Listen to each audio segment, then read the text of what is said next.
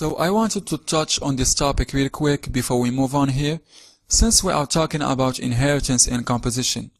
I think it's really important, and especially in Java, to mention that you should be favoring composition. Basically, almost all inheritance can be rewritten as composition. We can find a way to make something that is inheritance composition, and I'm going to show you some ways to do this.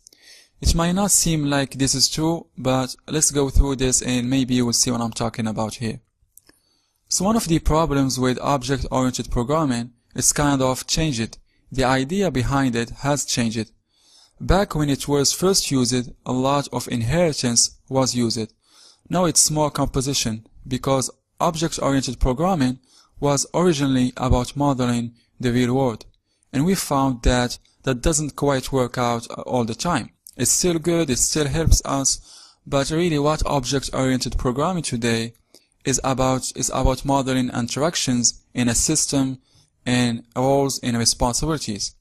And however you can do that, what makes sense inside of that system, that domain that you are creating, really is how you should model your classes, not exactly after physical objects and what exists in the real world.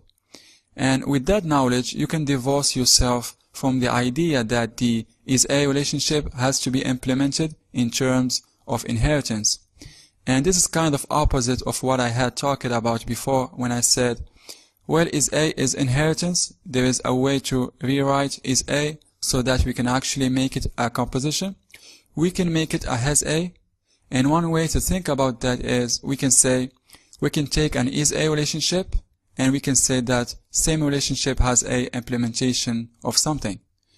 So for example, if we took our example of an animal and a cat, where a cat is an animal, is a animal, we could rewrite that and say a cat has an implementation of animal.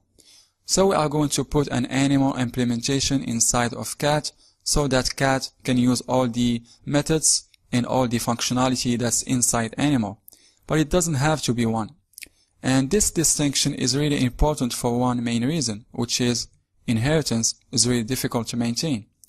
A lot of the messy code that we have inherited over the years is because of inheritance itself being used in that code base.